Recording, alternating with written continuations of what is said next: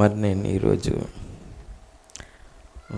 అమజయ్య అన్న రాజుని గురించి మీతో పంచుకోవాలని కోరుతా ఉన్నా. 2 దినవృత్తాంతములు మరి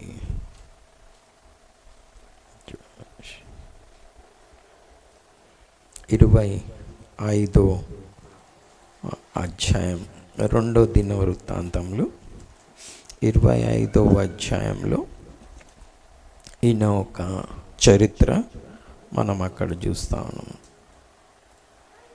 సో 25వ అధ్యాయంలో మొత్తం ఈయన చరిత్ర ఉన్నది. ఈయన గురించి నేను మీకు షార్ట్గా చెప్తాను.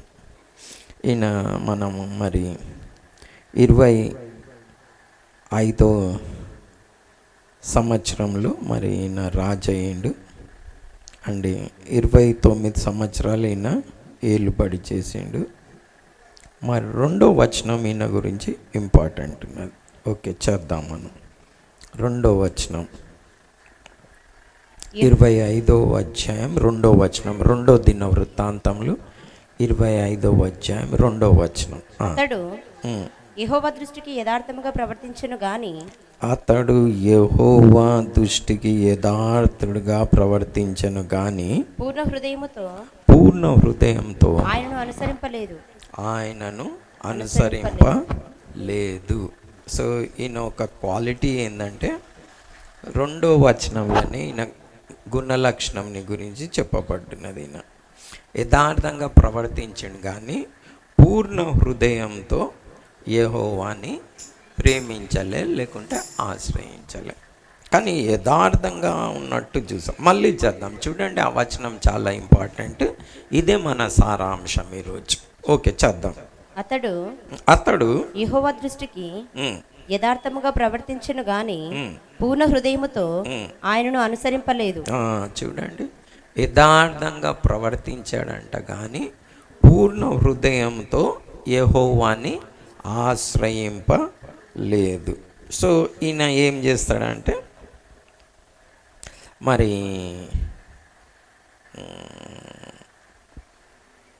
ఇశ్రాయేలీలని కూడా, అంటే ఈయన యూదా రాజు, మరి ఈయన దగ్గర ఉన్న సైన్యం అంతా పోగు చేసుకుంటాడు. అలాగనే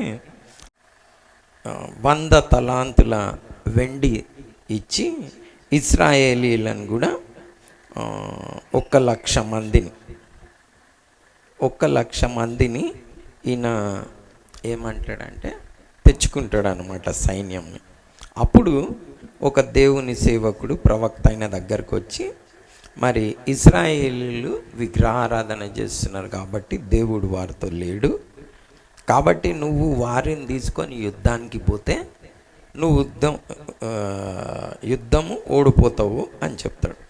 అప్పుడు మరి ఈయన ఏం చేస్తాడంటే, తెచ్చుకుంటే ఇప్పుడు ఈయన ఏం అడుగుతాడంటే, మళ్ళీ నేనేం చేయాలా, 200 మనుగుల వెండిని ఇచ్చినా కదా, మరి దాన్ని ఎట్లా మళ్ళీ రిటర్న్ తీసుకోవాలి, వీళ్ళని పంపిస్తా అంటే దేవుడు నీకు ఇంకా ఎక్కువ ఇస్తాడు అని చెప్తే ఈయన పంపించేస్తాడు వాళ్ళని. అంటే దేవుని మాట వింటాడు. దాని తర్వాత ఎదోమీయుల, అంటే అదే విషయంలో ఎదోమీయుల మీదకి యుద్ధానికి వెళ్తాడు.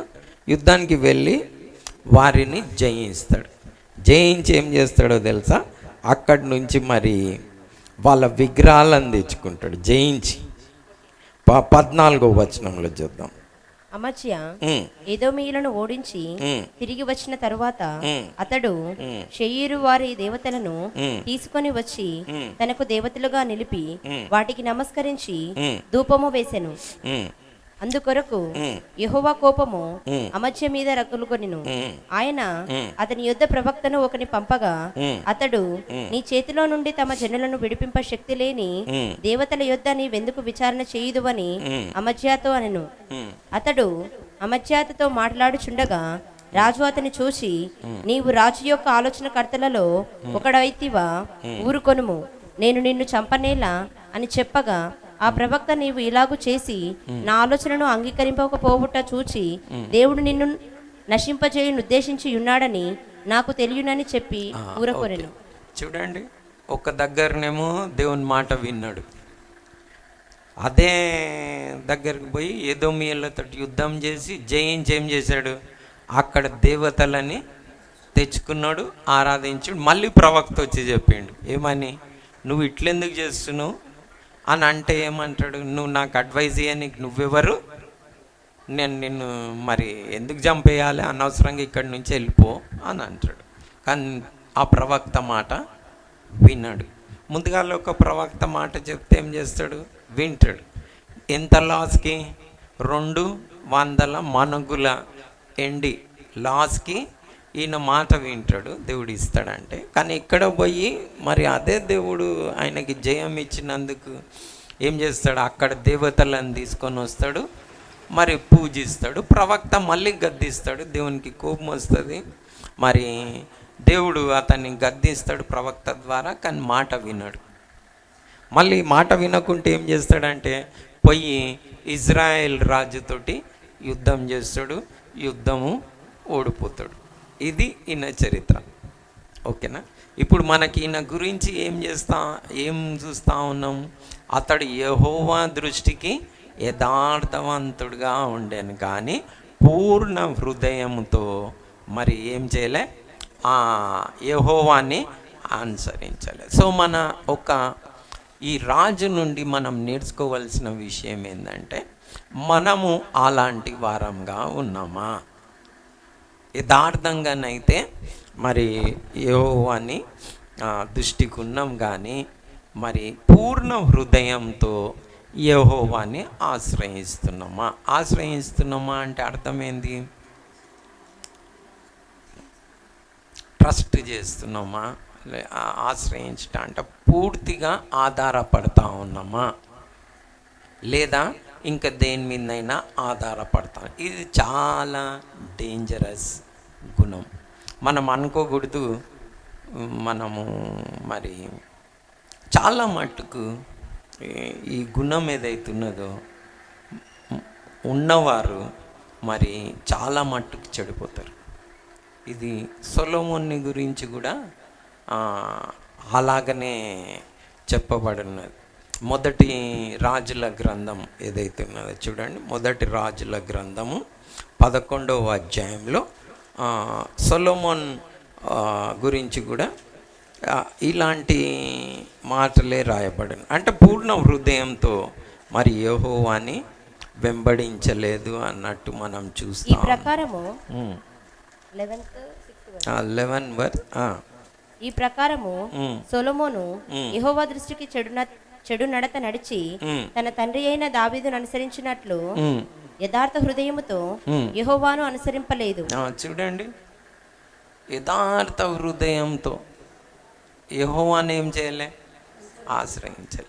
ఈయన ఏం చేశాడు, విగ్రహారాధన చేశాడు లాస్ట్కి. ఇప్పుడు ఈ అమజ్యా రాజు ఏం చేశాడు, విగ్రహారాధనకు గురి. సో ఎవరైతే మరి అట్లా దేవుడైన యెహోవాని పూర్ణ హృదయంతో ఆశ్రయించరో, ప్రేమించరో, చాలా మట్టుకు ఏమవుతుంది, విగ్రహారాధన పాలవుతారు. అంటే వారు పూర్ణ హృదయంతో, అంటే పైకి భక్తి గలవారుగా ఉండి ఏం చేస్తారంటే లాస్ట్కి విగ్రహారాధనకులు అయినట్టు మనం ఇక్కడ చూస్తూ ఉన్నాం. సో మన కొత్త నిబంధన గ్రంథంలో కూడా లవొదికయ అనే ఒక సంఘం ఉన్నది. ఇది మనకి ప్రకటన గ్రంథం 3వ అధ్యాయంలో ఈ యొక్క సంఘం 14-15 నుండి ఈ సంఘంని గురించి చెప్తాడు. ఈ సంఘంని గురించి ఏం చెప్తాడంటే, నువ్వు చల్లగానైనా లేవు, వెచ్చగానైనా లేవు, నువ్వు వెచ్చగా ఉన్నావు కనుక నిన్ను నా నోటి నుండి ఏం చేస్తున్నా, ఉమ్మి వేస్తున్నా అంటాడు. సో వీళ్ళు సంఘమే కదా, లవొదికయలో ఉన్న సంఘం దూతకు రాస్తూ ఉన్నారు. అంటే సంఘంలో ఎట్లున్నారు, సేమ్ ఇట్లా సొలొమోన్ ఎలా ఉన్నాడో, అమజ్యా ఎట్లున్నాడో, లవొదికయ సంఘంలో కూడా ఏమున్నారు, వీరు చల్లగానైనా వెచ్చగానైనా లేదు, యథార్థంగా ఉన్నట్టే ఉన్నారు. కానీ పూర్ణ హృదయంతో వీరు మరి దేవుణ్ణి ఆరాధించట్లేదు. వీళ్ళని పోలిస్తే ఎట్లున్నది, సేమ్గా ఉన్నది. కాబట్టి దేవుడు ఏమంటా ఉన్నాడు, నిన్ను నా నోటి నుండి ఉమ్మి వేస్తా. వీళ్ళు ఏం చేస్తూ ఉన్నారు? దేవుని గురించే సాక్ష్యం చెప్తా ఉన్నారు. నేను ధనవంతుడని, ధనవృద్ధి చేసుకున్నా, నాకు కొద్దువేం లేదంటాను. దేవుడు వాళ్ళని చూసి అంటా ఉన్నాడు, నువ్వు దరిద్రుడవు, దౌర్భాగ్యుడవు, దిక్కుమాలినవాడు, గుడ్డివాడవు, దిగంబరివై ఉన్నావు తెలియక. ఇలా చెప్పుకుంటున్నాను చూడండి. సో వీళ్ళు ఏం చేస్తూ ఉన్నారు? దేవుని ప్రార్థన చేస్తూ ఉన్నారు, పాటలు పాడుతూ ఉన్నారు, స్తుతిస్తూ ఉన్నారు, అంత బాగానే ఉంది. కానీ ఆశ్రయించేది దేన్ని? ధనంని. వీళ్ళు ఎలా ఉన్నారు? చల్లగానైనా లేరు, వెచ్చగానైనా లేరు. మనం ఎలా ఉన్నాం మరి? దేవుణ్ణి అయితే ప్రార్థన చేస్తున్నాము, కానీ ఆశ్రయించేది ధనంనా? ఎవ్వరు ఇద్దరు యజమానులని సేవించలేరు. ఒకరిని ప్రేమించి ఒకరిని ద్వేషిస్తారు, ఒకరిని సేవించి ఇంకొకరిని తృణీకరిస్తారు. మీరు దేవునికి సిరికి దాసులై ఉండలేరు. ఉంటే దేవునికన్నా ఉండాలి, లేకపోతే సిరికన్నా ఉండాలి. సో వీళ్ళ సంగతి కూడా అలాగనే ఉన్నది. ప్లస్ ఈ ధనాపేక్ష ఏదైతున్నదో విగ్రహారాధనతో పోల్చబడ్డది. మనకి ఎఫెసీలకు రాసిన పత్రికలో, అలాగనే కొలొస్సీలకు రాసిన పత్రిక 3వ అధ్యాయము 5వ వచనంలో ఏమి ఉన్నదంటే, విగ్రహారాధనైన ధనాపేక్షను చంపివేయడి. కొలొస్సీలకు రాసిన పత్రిక 3వ అధ్యాయము 5వ వచనంలో ఈ మాట ఉన్నది. మనం విగ్రహారాధన అంటే మనం అనుకోవచ్చు ఏ విగ్రహారాధన చెయ్యట్లేదని, కానీ అక్కడ చాలా చక్కగా కొలొస్సీలకు రాసిన పత్రిక 3వ అధ్యాయం 5వ వచనం చదవండి ఎవరైనా. కావున భూమి మీదనున్న మీ అవయవములను అనగా జారత్వమును అపవిత్రతను కామాతురతను దురాశను విగ్రహారాధనైన ధనాపేక్షను ఏం చేయండి? చంపివేయుడి. ఇది ఏమని చెప్పబడినది? విగ్రహారాధన అంటే ధనంని ప్రేమించుట, ఆశ్రయించుట అన్నది విగ్రహారాధనతో సమానం. విగ్రహారాధన అయిన ధనాపేక్ష అని ఉన్నది. సో లవొదికయ సంఘం ఏం చేస్తూ ఉన్నారు? ప్రభువా అంటా ఉన్నారు, సంఘంలో ఉన్నారు, కానీ మనసంతా దేని మీద ఉన్నది? డబ్బు మీద ఉన్నది. ఎవరు? ఇద్దరు యజమానులను సేవ. మీరు చాలామంది క్రైస్తవులు మీరు కూడా టెస్ట్ చేసుకోండి. మీకు దేవుడు కావాలన్నా ధనం కావాలన్నా అంటే మీరు ఏం చూస్ చేసుకుంటారు? మంచి టెస్ట్ చేసుకోవాలా? ఊరికి టెస్ట్ చేసుకొని అని అంటే కుదరదు. దేవుడు మీ హృదయాలను ఎరుగుతాడు. ఏం కావాలని ఉన్నది మీకు అంటే చాలామందికి ప్రభు దేవుడే కానీ ప్రభు ఉంటే జర్ర అన్నట్టు ఉన్నది. కానీ అలా ఉంటే వీళ్ళు ఏం చేస్తారు? పూర్ణ హృదయంతో ఆశ్రయిస్తలేరు. దేవుడు ఉంటే చాలు. కానీ దేవుడు ఉంటే ప్లస్ పాయింట్ ఏంటంటే డబ్బు చేయలేనిది దేవుడు చేస్తాడు. ఆమేన్. ఎన్నో విషయాలు డబ్బు చేయలేదు. మీ దగ్గర చాలా డబ్బు ఉండవచ్చు, కానీ భార్యాభర్తల మధ్యలో సమాధానం ఉండకపోవచ్చు. డబ్బు చేయలేదు. నువ్వు ఎంతనైనా ఏమైనా చెయ్యి, ఇద్దరి మధ్యలో సమాధానాలు, ఇద్దరి మధ్యలో ప్రేమ ఉండదు. డబ్బు చేయలేదు. అది ఎంత మంచి ఇల్లన్నా కట్టుకోండి, ఎంత మంచి ఉద్యోగం అయినా చేయండి, ఫారిన్ పోండి, ఏమైనా చేయండి అలా. కాబట్టి డబ్బు చేయలేనివి దేవుడు చేయగలుగుతాడు. సో ఆశ్రయిస్తారు. ఎందుకు ఈ రోజులలో డబ్బు అంతా ఉన్నా సమాధానం లేదు, సంఘంలో లేదు, సంసారాలలో లేదు. ఎందుకు లేదు? ఎందుకంటే డబ్బును ఆశ్రయిస్తాం చాలా మట్టుకు. సో దానికి కారణం ఏంది? సో ఒకవేళ కనుక మీరు కూడా అమజయ్యలాగా దేవునిలో ఉన్నట్టుండి పూర్ణ హృదయంతో, అంటే మనకి శ్రేష్టమైన అతి గొప్ప అయిన ఆజ్ఞ ఏంది? నీ దేవుడైన యెహోవాని పూర్ణ హృదయంతో, పూర్ణ ఆత్మతో, మనసుతో, బలంతో సేవింపవలను, ప్రేమించవలను. 25% ఇస్తా, 50% ఇస్తా, 75% ఇస్తా అంటే దేవుడు ఒప్పుకోడు. ఏం కావాలి? ఎవరైనా అన్నారు అనుకోండి, ఒకవేళ మీ పెళ్ళి అయిన తర్వాత, అంటే ఇక్కడ పెళ్లి కాళ్ళు కూడా ఉన్నారు కాబట్టి, అయిన తర్వాత 75% నిన్నే ఇష్టపడుతున్నా, 25% ఆ అమ్మాయిని ఇష్టపడుతున్నా అన్నారు అనుకోండి, మీరు ఏమంటారు?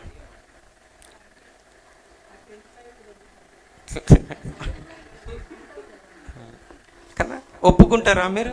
75 ఇష్టపడుతున్నావు నువ్వు నన్ను, ఓకే ఓకే కదా. మీరే అట్లా అడిగితే మళ్ళీ ప్రాణం పెట్టిన దేవుడు ఎట్లా అడుగుతాడు? ఓకే ఓకే 25% ధనంని చూసుకో, నువ్వు ప్రేమించుకో, 75 నన్ను ప్రేమిస్తున్నావు కదా, ఓకే ఓకే అంత. దాన్ని దేవుని వాక్యం ఏం సెలవిస్తూ ఉన్నది తెలుసా? వ్యభిచారం అని సెలవిస్తూ ఉన్నది. లోక స్నేహం, దేవునితో వ్యభిచారులారా. చూడండి యాకోబు పత్రికలో 4వ అధ్యాయం 4వ వచనంలో ఏముంటుందంటే, వ్యభిచారులారా, వ్యభిచారిణులారా, ఈ లోక స్నేహము దేవునితో వైరమని మీరెరుగరా. కాబట్టి చాలా ఇక్కడ ఏం చెప్తున్నాడు? దేవునితో లోకంతో సహవాసం చేయాలి. దేవుణ్ణి ప్రేమిస్తారు, లోకంని ప్రేమిస్తే వ్యభిచారం అంటా ఉన్నది. అంటే ఇద్దరిని నువ్వు ప్రేమిస్తా ఉన్నావు, పూర్ణ హృదయంతో ఒకరిని ప్రేమిస్తలేవు. సో ఈ అమజయా నుండి, సొలొమోన్ జీవితంలో నుండి మనం ఏం నేర్చుకోవాలంటే, ఒకవేళ కనుక మనం పూర్ణ హృదయంతో దేవుణ్ణి సేవించలేదు అనుకోండి, అంత బెటర్. యేసుక్రీస్తు ప్రభు ఏమన్నాడంటే, నువ్వు చల్లగానైనా వెచ్చగానైనా ఉంటే నీకు మేలు అన్నాడు. చాలామంది అట్లా లేరు, చల్లగానైనా వెచ్చగానైనా లేరు. ఇటు అటు సైడ్ అని ఉంటే బెటర్. ఎందుకు తెలుసా? మీరు అనొచ్చు, అన్న అటు సైడ్ ఉంటే ఏం బెటర్? లోకంలోనే మొత్తం ఉండు, బెటర్ అది. ఎందుకు బెటర్ చెప్తారా మీరు? ఎందుకు బెటర్ అని? దేవునిలో ఉండకు, లోకంలోనే ఉండు, అది బెటర్ అంటా ఉన్నాడు. ఎందుకు బెటర్? నీకు మేలు అన్నాడు కదా, అట్లనే ఉన్నాడు. యేసుక్రీస్తు ప్రభు చెప్పాడు, నేను చెప్పాలి. ఒకసారి చదవండి ప్రకటన గ్రంథము 3వ అధ్యాయము 15, 16 వచనం, 14 చూడండి. నువ్వు చల్లగానైనా వెచ్చగానైనా ఉంటే నీకు మేలు, కానీ నువ్వు చల్లగలేవు వెచ్చగలేవు, నువ్వు వెచ్చగున్నావు. ఆ మాటలు చదవండి. నీ క్రియలను నేను ఎరుగుదును, నీవు చల్లగానైనను వెచ్చగానైనను లేవు, నీవు చల్లగానైనను వెచ్చగానైనను ఉండక ఉండిన మేలు నీకు మేలు. నీవు వెచ్చగానైనను చల్లగానైనను ఉండక నులివెచ్చగా ఉన్నావు గనుక నేను నిన్ను నా నోట నుండి ఉమ్మివేయని ఉద్దేశించుచున్నాను. ఎందుకు? చల్లగానైనా వెచ్చగానైనా ఉంటే మేలు అంట. అంటే చల్లగా ఉంటే ఇటు సైడ్ అయినా, దేవుని సైడ్ అయినా, లే అటు సైడ్ అయినా ఉంటే నీకు మేలు అంటా ఉన్నాడు. ఉంటే లోకంలో ఉండు, కానీ నులువెచ్చగా ఉండకు. ఈ నులువెచ్చగా ఉన్న వారు చాలా డేంజరస్ గ్రూప్. ఇటు కాకుంటుంటారు అనమాట. ఎందుకు అటు సైడ్ ఉంటే మేలు? ఎందుకు అటు సైడ్ ఉంటే మేలు అంటే, నీకు ఒక దినం బుద్ధి వచ్చే అన్న అవకాశం ఉంటుంది. ఈ తప్పిపోయిన కుమారుడు ఉన్నాడు చూడండి. వద్దు మీ ఇంట్లో నేను పోయి మస్తు బతుకుతాను, నేను దూరదేశంలో పోయి ఎంజాయ్ చేసుకుంటా అన్నాడు. ఉన్నాడు, ఎట్లున్నాడు? తండ్రిని విడిచిపెట్టి దూరం వెళ్ళిపోయాడు. నువ్వు అవసరమే లేదు నీ సహవాసం అని. కానీ అతనికి ఆ జీవితంలో వెక్స్ వచ్చి ఏం చేసిండు? మనసు పొంది బుద్ధి వచ్చింది అతనికి. కానీ నులువెచ్చగున్న వారికి బుద్ధి రాదు, ఇటు అటు ఉంటారు. అలాగనే ఈ సమరయ స్త్రీ ఉన్నది చూడండి. 5 మంది భర్తలు ఉన్నారు ఆయన. కానీ ఒక దినం ఆమెకి ఏమొచ్చింది? బుద్ధి వచ్చింది. అరే ఇందులో ఏం లేదని. నేను ఆడపిల్లలకి ఒక చిత్రమైన ఆలోచన వచ్చింది నాకు. మీరు కూడా ఆలోచించండి, ఎందుకు పెళ్లి చేసుకోవాలని ఆలోచించండి, ఓకేనా? చాలా మంచి. ఎవరిని పెళ్లి చేసుకోవాలని. ఎందుకంటే నాకు వచ్చిన ఆలోచన ఏంటంటే, సొలొమోన్ని 1000 మంది పెళ్లి చేసుకున్నారండి. 1000 మంది స్త్రీలు పెళ్లి చేసుకున్నారు, 700 మంది. నాకు అనిపించింది, ఒక్క స్త్రీకి కూడా అలా అనిపించలేదా? రే వీడికి 600 మంది భార్యలు ఉన్నారు, నేను ఎట్లా నేను పెళ్లి చేసుకోవాలని అనిపించొద్దా? తప్పంటానా ఆలోచన? ఏదో 10, 20, 30, 40 దాటిన తర్వాత, అరే this fellow has married 40, how can I marry this fellow ఆలోచన రావాలి కదా. చేసుకుంటారంటే దేనికి చేసుకుంటూ వచ్చాను, నాకు ఆలోచన వస్తే వెండి బంగారములు అందము ఏదో చూసి రాజ్యము అధికారము సుఖము పెళ్లి చేసుకుంటే బాగుండు, నాకు తిండి ఉంటుంది బాగుంటుంది రాజభోగి. షీ దాని కొరకు పెళ్లి చేసుకుంటారా? మీరు కూడా ఏదో డౌరీ ఇస్తుంటారని చేసుకోవద్దు. షీ అట్లా చేసుకోవద్దు. ఆలోచించండి, ఓకేనా? ఏదో ధనం ఉంది, ఎన్ఆర్ఐ ఉన్నాడు, చేసుకున్నా నేను సుఖంగా ఉంటా, ఆ కార్లో తిరుగుతా, గదేంది? అందుకని చాలా మట్టుకు బ్రేక్ అయిపోతుంది. కొన్ని దినాలు ఆ పందుల పొట్టు తిన్నట్టుంటుంది, ఏదో అనుకుంటారు ఏమో అవుతుంది, అదంతా కాదు, బ్రేక్ అయిపోతారు. ఈ సమరయ స్త్రీ కూడా 5 మందిని ఎందుకు చేసుకుంది అనుకుంటున్నారు? ఈడు వేస్ట్ ఫెల్లో ఉన్నాడు, ఆడు వేస్ట్ ఫెల్లో ఉన్నాడు అంటే అందరు వేస్ట్ ఫెల్లోళ్ళు ఉన్నారని తెలిసింది, బుద్ధి వచ్చింది. అవునా కదా? అప్పుడు ప్రభు అంటాడు, అరే నువ్వు దాహం కొనున్నావు నాకు తెలుసు, నేను ఇచ్చిన నీళ్ళు నువ్వు త్రాగితే దాహం కొన్నావు అంటే ప్రభు నాకు ఇయ్యి, ఎందుకంటే నాకు వేరే వేరే ఆశలు అన్నీ ఉన్నాయి. నా 5 మంది భర్తలను చేసుకున్నా, 6th ట్రయల్ అండ్ ఎర్రర్లు ఉన్నాడు అంటే ఉంటే ఉండని పోతే పోని నేను ట్రయల్ చేసి ఎండి చేస్తాను. కానీ బుద్ధి వచ్చింది కదా. సో ఈ నులువెచ్చని ఎవరైతే ఉంటారు చూడు, బుద్ధి రాదు. కాబట్టి మీరు డిసైడ్ చేసుకోవాలి, ఇటను ఉండాలి అటను ఉండాలి. ఈ నులువెచ్చగా చర్చికి పోయి అక్కడ ప్రార్థన, బయటకు వచ్చి ఇక్కడ సినిమాలు, ఇక్కడ బ్రతుకు అలాగనే చేసుకుంటారు. నో, ఎన్నటికీ బుద్ధి రాదు. మీరు జ్ఞాపకం పెట్టుకోండి, వీరి జీవితంలో నుండి నేర్చుకోండి. సో ఎవరు ఇద్దరు యజమానులను సేవించలేరు, గ్యారంటీ. అది యేసుక్రీస్తు ప్రభు చెప్పాడు. కాబట్టి మీరు ఎటు సైడ్ ఉంటారో ఉంటే మీ పూర్ణ హృదయంతో మీరు ప్రేమ, ప్రభు నేను 75 ఉన్నాను, నో, ప్రభు అంగీకరించాడు, ఛాన్సెస్ లేవు. అది మోసం, భ్రమ. అట్టివారు విగ్రహారాధనలో ఎండైనట్టు మనం చూస్తూ ఉన్నాం. సో మీరు కూడా చాలా జాగ్రత్తగా ఈ క్వశ్చన్ వేసుకోవాలి, పరీక్షించుకొని మరి మీరు చూస్ చేసుకోవాలి. 2 మార్గాలు ఉన్నాయి, అంతనే చూస్ చేసుకోవాలి. ఆల్వేస్ టు జ్ఞానం ఇచ్చు మరణం కలిగించే చెట్టు ఉన్నది, జీవవృక్ష ఫలం ఉన్నది. 2 మార్గాలు ఉన్నాయి, ఒకటి ఇరుకు మార్గం, ఒకటి విశాల మార్గం. 2 యజమానులు ఉన్నారు. సో మీరు చూస్ చేసుకోవాలి. మధ్యలో నడుస్తా నేను నడవదు, మోసం, భ్రమ. దానికి బదులు మీరు ప్రభే చెప్పాడు, ఎటైనా ఒక్క సైడ్ ఉండండి, మీకు బెటర్, అది మేలు. కానీ నులువెచ్చగా మాత్రము ఉండకూడదు. సో మనం ఈ రాజు జీవితంలో నుండి నేర్చుకున్నాం. అలాగనే యేసుక్రీస్తు ప్రభు చెప్పిన మాటలు నేను మీతో పంచుకోవాలని కోరుతా ఉన్నా. అంటే ఈ విషయంలోనే మరి ఎలా ఉండాలి అని అంటే మీ ఫోర్స్ఫుల్ చదవండి. ఆయన యెరూషలేమునకు ప్రయాణమై పోవచ్చు బోధించుచు పట్టణములలోను గ్రామములలోను సంచారము చేయుచుండెను.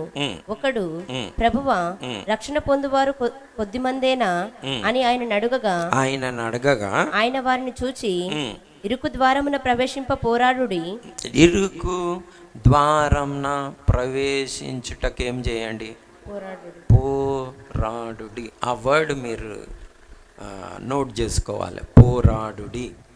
ఎందుకంటే అనేకులు ప్రవేశింప చూతురు గాని వారి వలన కాదని మీతో చెప్పుచున్నాను. అనేకులు ప్రవేశింప చూతురు కానీ వారి వలన కాదని నేను మీతో ఏం చెప్తా ఉన్నాడు? నిశ్చయంగా చెప్తా ఉన్నా అంటున్నాడు. సో మీరు కూడా అరే ప్రభు నాకు ఎంటర్ కావాలి. చాలా మట్టుకు ఆశగల్ల ప్రాణంని దేవుడు తృప్తిపరుస్తాడు.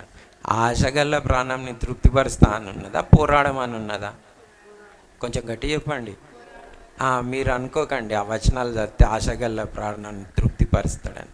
తోకతుండం తెలియదు వాళ్ళకి, మధ్యలో దగ్గర నుంచో పట్టుకొచ్చి ఏదో ఆడ ఉంటుంది అనుకుంటారు.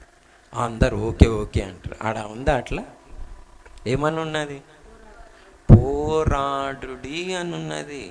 పోరాడుట అంటే దాని అర్థం ఏంది? దాని అర్థం మీనింగ్ ఏంది? ఫైట్ చేయాలి నువ్వు, అది కావాలి.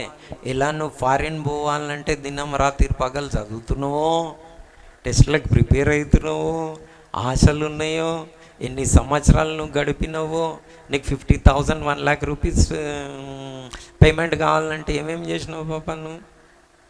అంటే ఎట్లా చదివినావు? వస్తే వచ్చిందిలే, పాస్ అయితే పాస్ అయినలే అన్నారా? అట్లా చేసిండ్రా మీరు? లే, అట్లా కాదు కదా, కుదరదు, గాలికి ఏవి రావు కదా. సో అట్లనే మీరు దేవుని రాజ్యంలో ప్రవేశించాలంటే పోరాడుడి అని ఉన్నది. అనేకులు ప్రవేశింపతూచురు కానీ వారి వలన కాదని నేను మీతో మీ వలన కూడా అవుతుందా? కానీ పోరాటం కావాలి. నీకు కావాలని ఉన్నదా? ఎట్లా చెప్పిండు యేసుక్రీస్తు ప్రభు? పోరాటం అంటే ఒకడు అమూల్యమైన పొలం కొనుక్కోవాలని అతను వెతుకుతూ ఒక అమూల్యమైన పొలంని చూసుకొని, మరి అందులో చాలా ధనం ఉన్నది చూసి అతను ఏం చేసిండు, తనకి పోయి తనకు ఉన్నదంతయు అమ్మి ఆ పొలంని కొనుక్కున్నాడంట. ఏది? దేవుని రాజ్యంని గురించి చెప్పిండు. అలాగనే ఒక ముత్యాల వ్యాపారి ఏం చేసిండు, ఆయన ముత్యములను వెతుక్కుంటూ ఒక అమూల్యమైన ముత్యంని కనుక్కొని తనకు ఉన్నదంతా అమ్ముకొని మరి ఆ ముత్యంని కొనుక్కున్నాడంట. అంటే దాని భావం ఏంది? దాని భావం ఏంటంటే దేవుని రాజ్యం యొక్క విలువ మీకు తెలిసినప్పుడు, విలువ తెలిసినప్పుడు అంటే దేవుని రాజ్యంలో కన్నీరు, దుఃఖము, రోగం, వ్యాధి, బాధ, శాపం, మరణం ఏది ఉండదని మీకు తెలిసినప్పుడు ఆ రాజ్యం కావాలంటే మీరేం చేయాలి? ఉన్నదంతా అమ్ముకోవాలి. అమ్ముకొని ఆ రాజ్యం కావాలని పట్టుకోవాలి. మనకు అలాంటి ఆశ ఉన్నదా? ప్రభు ఇది బాగానే ఉన్నది, ఆశ ఉన్నది, తృప్తిపరుస్తాను, కానీ నేను ఉండేది మాత్రం అందులోనే, లోకంలోనే. అట్లా చాలామంది క్రైస్తవులు ఉన్నారు, క్యాషువల్గా ఉన్నారు, పోరాటమే లేదు వారి జీవితంలో. అది కావాలని పట్టుకుంటలేరు. ఎట్లా పట్టుకోవాలంటే యాకోబు ఎలాగనైతే నువ్వు ఆశీర్వదిస్తేనే కానీ నేను విడువా అని తోడ మీద కొట్టినా అని బుక్క జరిగినా కానీ ఏం చేయలే. మనకు అలాంటిది ఉన్నదా?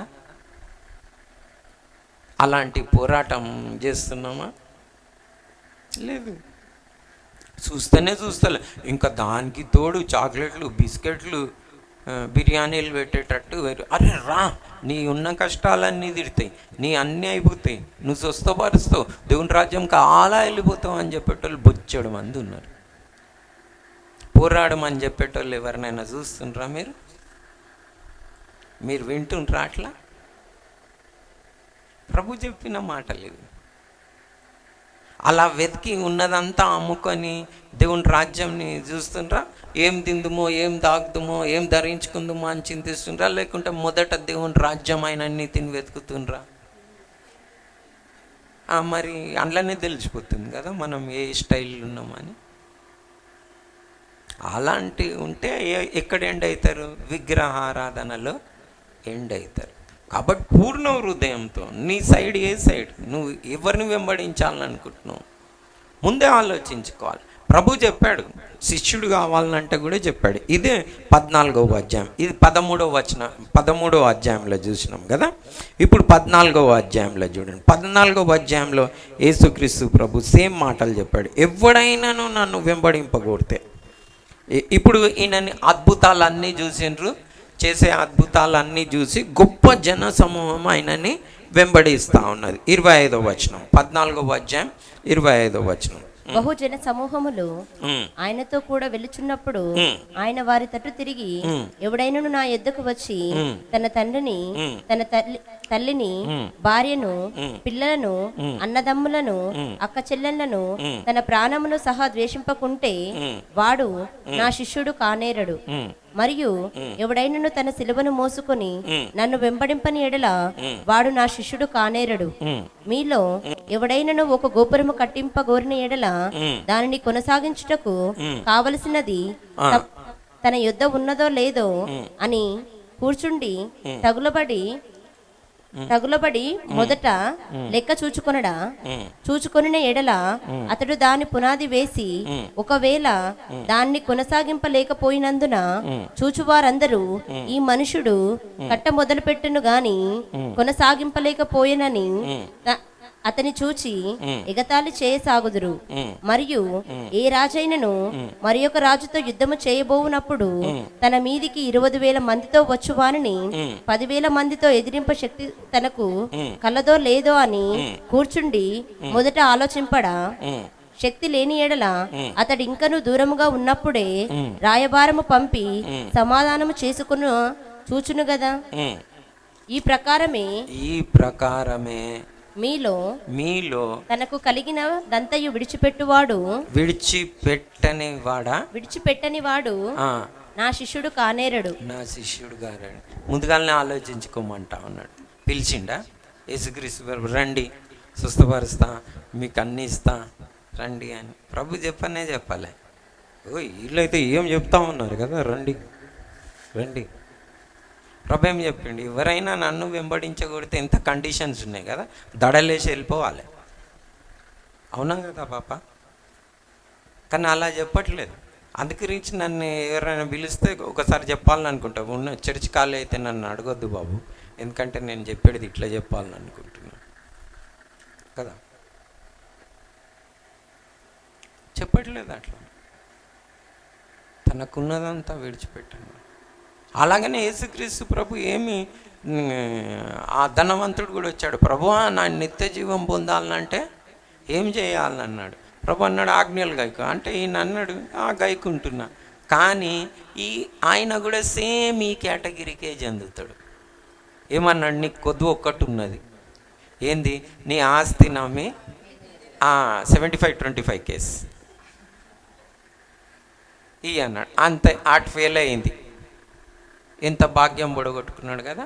సేమ్ మనతోటి అంటే మనది కూడా ఆర్ట్ ఫెయిల్ అవుతుంది కదా, కాదా? అయితే ఆర్ట్ ఫెయిల్ ఇంకా ఇక్కడ ఫెయిల్ అక్కడ ఫెయిల్, ఏం డిఫరెన్స్ ఉన్నది? ప్రభు అన్నాడు 75 ఓకే ఉన్నావు, నువ్వు అన్న ఆజ్ఞలు కట్టుకుంటున్నా, రా చర్చ్ నింపుకోనికి ఇవన్నీ ప్లాన్స్. ప్రభు ఏం అట్లా అనలే. ప్రభు ఏం ఇన్విటేషన్, నన్ను వెంబడించకూడితే కండిషన్ ఇది అని ప్రభు ఏం చెప్పాడు. ధనవంతుడు దేవుని రాజ్యంలో పోవాలంటే సూది బెజ్జంలో నుంచి వంట కొంచెం సులభంగా పోతుందంటే ఎంత భయపడాలి నేను? భయం లేదు, ఏం లేదు. ఇంకా ప్రభు నాకు ఇయ్యవా అని అడుగుతారు. వీళ్ళు ఏ కండిషన్లు ఉన్నారు? ఏమన్నా పోరాడుతుండ్రా? ఏం లేదు, క్యాజువల్గా ఉన్నారు, పోరాడట్లేదు. ప్లస్ ఇంకొక వచనం యేసుక్రీస్తు ప్రభు చెప్పిందే చెప్తా, అది ఇంకా పోరాటం కంటే ఇంకొక పెద్ద వర్డ్ అన్నమాట. పోరాటం అనేది చిన్న వర్డ్. యేసుక్రీస్తు ప్రభు ఎవరు ఎంటర్ అవుతాడని చెప్పిండంటే బలాత్కారులు అన్నాడు, వాయిలెంట్ వాళ్ళే ఎంటర్ అవుతారంట, వేరే వాళ్ళు ఎంటర్ గారు. మనం ఇప్పుడు చేద్దాం, ఇవి యేసుక్రీస్తు ప్రభు యూజ్ చేసిన వర్డ్సా? అంత ఈ వర్డ్స్ యూజ్ చేసింది నేను ఈ కాలంలో వినలే. మీరు వింటే బెటర్. మీరు విన్నారా ఈ వర్డ్స్? పోరాటము, బలాత్కారము అన్న వర్డ్స్ వాళ్ళే ఎంటర్ అవుతారు. మనం మత్తయి సువార్త 11వ అధ్యాయం 12వ వచనం,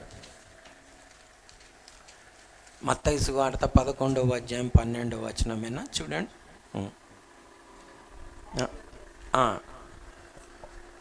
బాప్తిసమిచ్చి యోహాను దినములు మొదలుకొని ఇప్పటి వరకు పరలోక రాజ్యము బలాత్కారముగా పట్టబడుచున్నది. బలాత్కారంగా అంటే చాలా మంది స్టాప్ చేయడానికి చూస్తూ ఉన్నారు ఏది? పరలోక రాజ్యంని.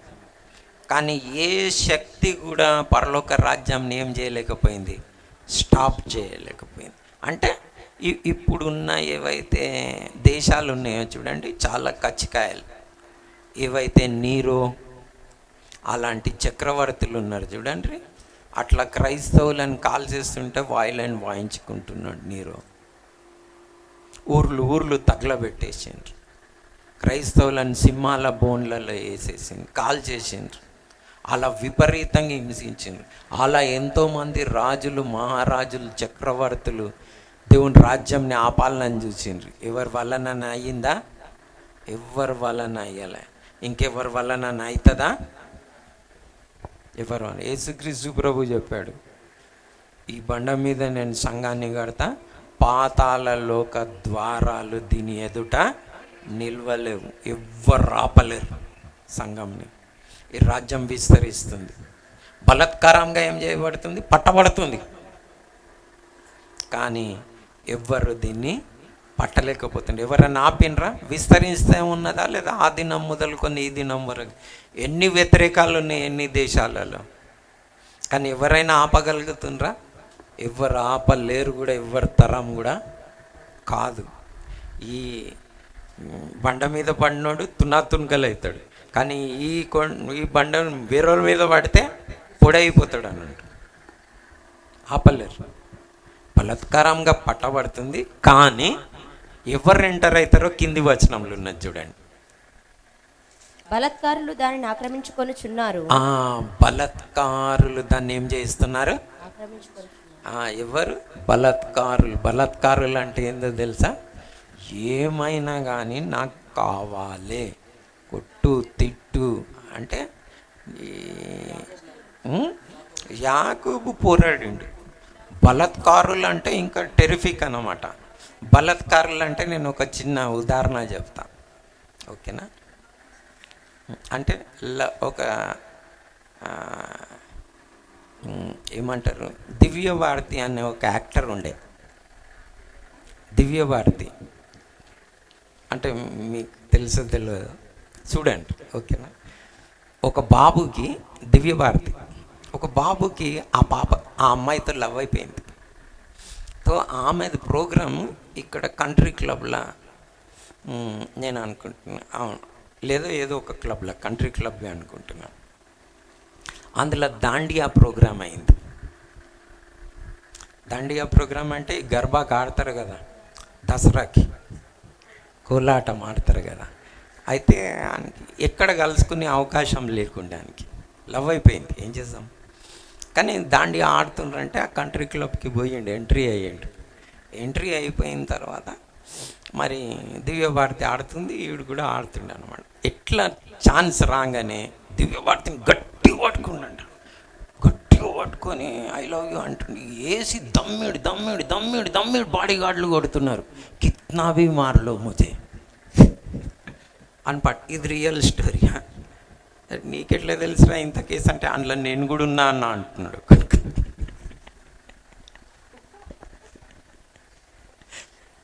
నిజం కేసు, ఓకేనా? అంటే ఏమనుకున్నాడు మైండ్లో, నువ్వు కొట్టు సంపు ఏమైనా చెయ్యి బస్ అని పట్టుకొని అలా వదిలేసి ఎంతనన్నా కొట్టుకొని నా ఆశ అయిపోయింది అన్నాడంట. అంటే దీన్ని అంటారు బలాత్కారం. ఏమైనా చేయబోయి నువ్వు, నా ఆశ ఉండే, నాకు కావాలి అంతనే. నేను కూడా చిన్నప్పుడు సినిమాలు చూసి అప్పుడు జర అడ్వాన్స్ బుకింగ్లు గిట్ట ఉండకపోతుండే. టికెట్ కావాలి, అది సన్న ఇంతనే ఉంటుంది, ఒక్కడే పోగలుగుతాడు కూడా. మీరు అలాంటి థియేటర్లు ఇప్పుడు ఉన్నాయో లేవో తెలియదు. నేను చెప్పేది ఇది మరి 45 years బ్యాక్, 48 years బ్యాక్ ఉండొచ్చు, 45 years బ్యాక్. 15 సంవత్సరాలు కూడా ఉన్నానో లేదో తెలియదు నాకు. ఇంతనే గోడ ఉంటుంది, సన్న కిటికీ ఉంటుంది, ఇట్లా ఇంతనే చేయబోతుంది. ఆ గోడ అంత దూరం నుంచి ఇక్కడ అంటే ఒక్కొక్కడే పోయి తీసుకోవాలన్నమాట. ఇక సినిమా రిలీజ్ అయితే టికెట్ దొరకదు. మనం పోయి ముందుగా ఫస్ట్ షో చూడాలంటే మ్యాట్ని కాగానే 2 గంటల నుంచే లైన్లో నిలబడాలి. అట్లా నిలబడే అలవాటు లేకుండే ఫ్రెండ్స్కి అందరికీ. మాకేమవుతుండే, అది ఎట్లా స్టార్ట్ అవుతుందో ఒక అర్పాడు వస్తుండే అప్పుడు అన్ని థియేటర్లలో. ఓ అని అరుస్తారు అన్నమాట. ఒక 10-20 మంది అన్న ఏం చేస్తారు, గోడ దూకి అందులోకి దూకుతారు. ఆ గోడ ఎంత ఉంటుంది, ఇంత ఉంటుంది పైన, ఇంకా గాలాడేదేమాడదు. అది ఖాళీ 2-3 సెకండ్లలో ఎక్కి లోపల దుంకాలన్నమాట. ఆడు కుడుతుంటాడు, కేన్ తీసుకొని అక్కడ పోలీసులు ఉంటారు.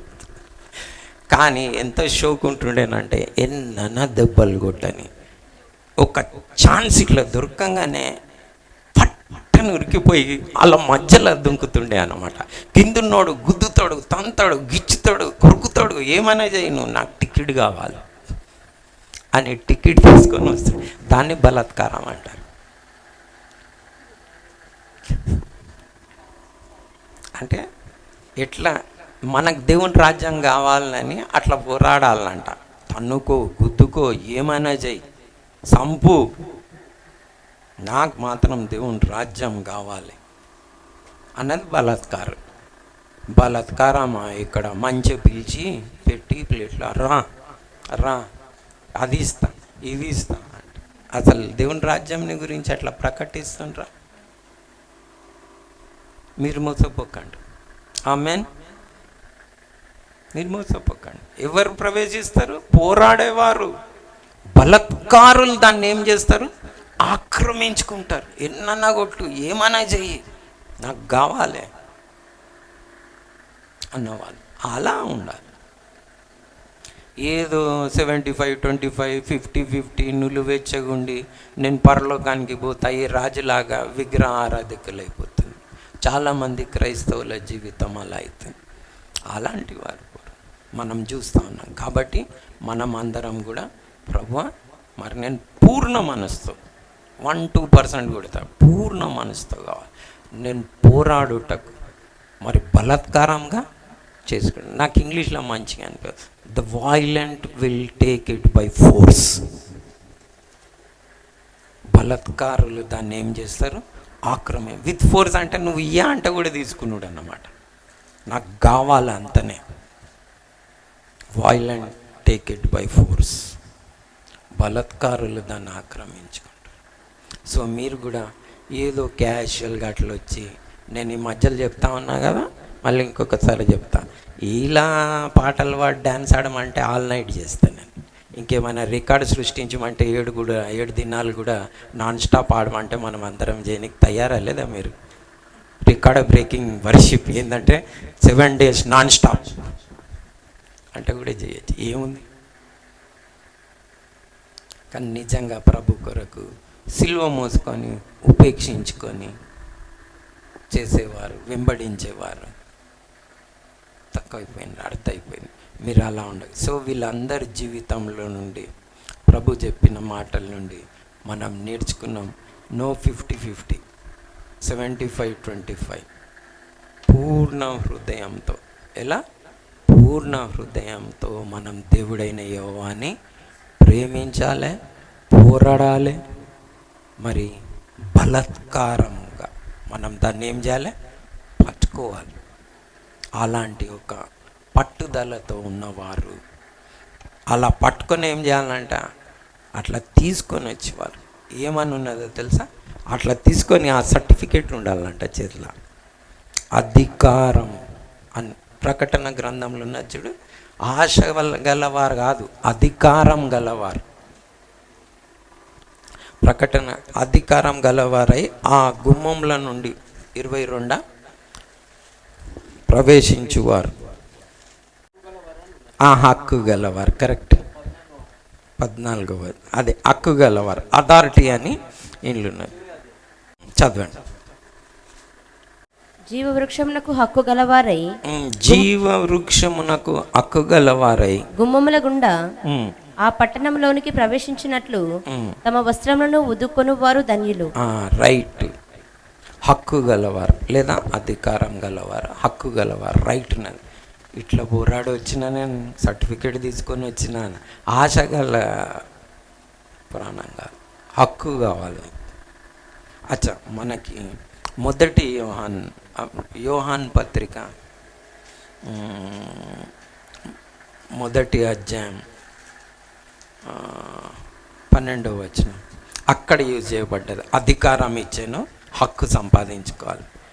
14 తాను ఎందరు అంగీకరించిరో వారందరికీ దేవుని పిల్లలగుటకు అధికారం అనుగ్రహించారు.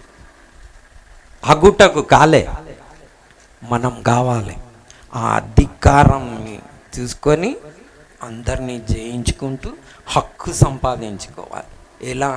పోరాడి, బలాత్కారంగా.